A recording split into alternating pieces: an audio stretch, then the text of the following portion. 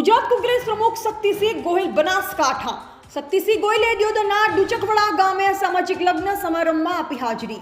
Deodar circuit house ખાતે કોંગ્રેસના કાર્યકરો સાથે શુભેચ્છા મુલાકાત લીધી। 2024ની લોકસભા ચૂંટણીમાં કોંગ્રેસ અને આમ આદમી પાર્ટીનું ઇન્ડિયા ગઠબંધન લોકસભા 2024ની ચૂંટણી લઈ શક્તિસિંહ ગોહિલનું નિવેદન।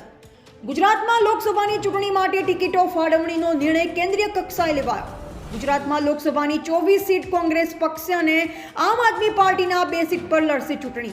ઇન્ડિયા ગઠબંધનના કેન્દ્રીય કક્ષાએ થયો નિર્ણય, ગુજરાત કોંગ્રેસ પ્રમુખ કર્યું નિવેદન। ગુજરાતમાં ભરૂચ લોકસભા બેઠક અને ભાવનગર લોકસભા બેઠક પર આમ આદમી પાર્ટી ઉમેદવારી કરશે।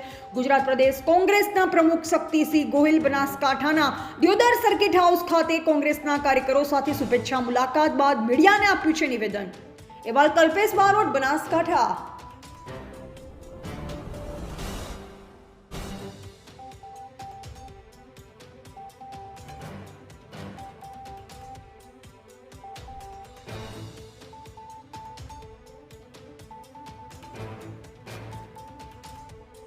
અમારું ઇન્ડિયા ગઠબંધન છે, કેન્દ્રીય કક્ષાએથી લેવાયો છે।